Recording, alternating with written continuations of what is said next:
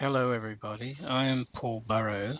Welcome to my presentation, Project 2, Design a Logo.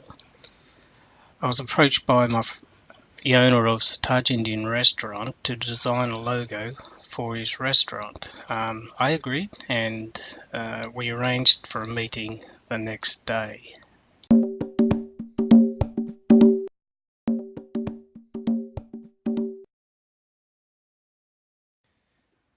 Well, looks like they're closed. They don't open until 4:30, so back home to do some research on the business.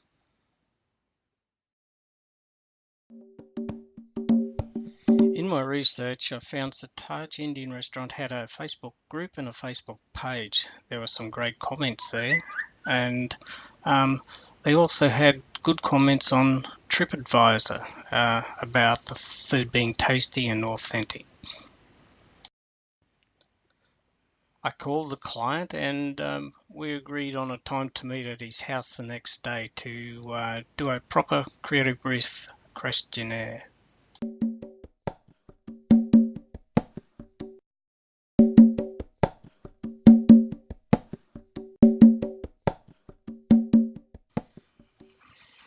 Initially, in the meeting, I wrote the questionnaire out freehand because it was faster. Then after I got home, I typed it out and that made it clearer in my mind what the client needed.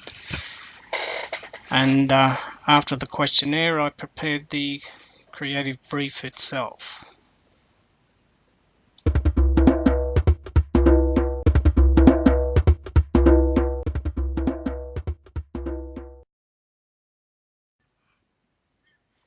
And here is a close-up of the main points for the client wants is the restaurant colors of orange, black and yellow, and he likes to have imagery of the Taj Mahal and candles or fire as well.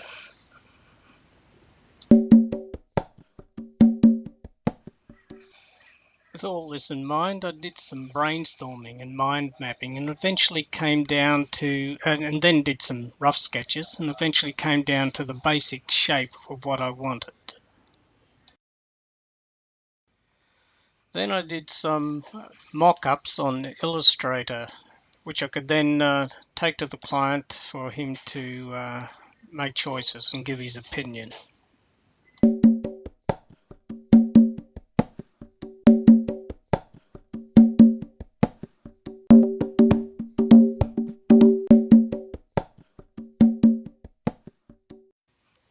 The client liked the logo with the orange fill, but as Ala from Keystone College pointed out, that the text is rather small when reduced to logo size and therefore wouldn't do.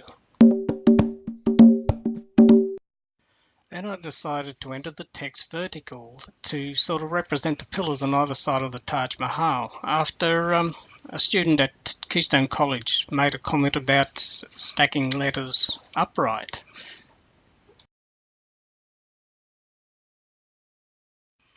But it still wasn't right because the text didn't seem to be 90 degrees vertical, so I needed to put a border or something around it. And networking also helps a lot in the creative process. Here on LinkedIn, a contact of mine, Salian, also makes the comment that it needs something more. So back in Illustrator, I set about putting yellow borders around it. Here you can see I've copied the left vertical border and I'm twisting it to make for the top. And there it is there at the top, but the problem is the edges aren't beveled, so I had to go to Effects, End Warp, and then to Arc to arc it.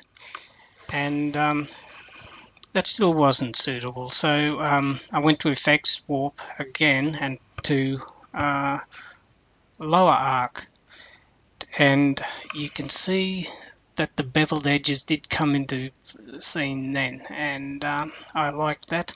So I widened it, and that made the finished logo. I'm happy with it, and I hope the client's happy with it.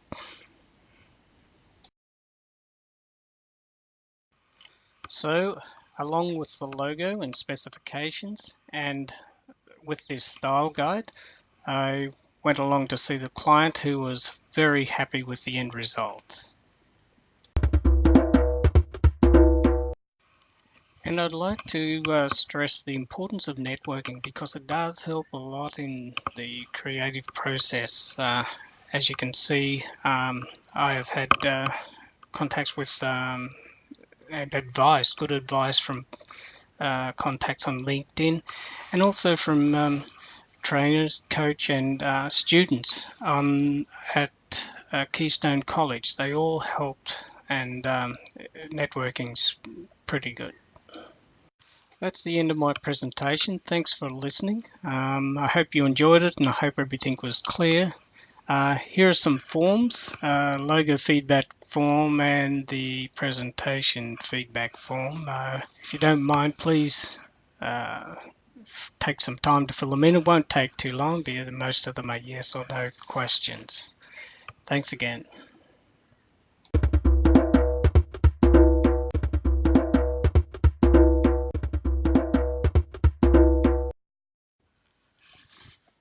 I would like to add something regarding legislation. As far as copyright goes, everything is mine, except the music. They were just dubstep samples that are downloaded free from the internet and can be used in any way. Regarding industrial relations, I'm not a member of a union. Maybe I'm breaking industrial relations laws, I don't know. And regarding equal opportunity, there wasn't any. I'm a friend of the client, and I got the job without anyone else having a chance.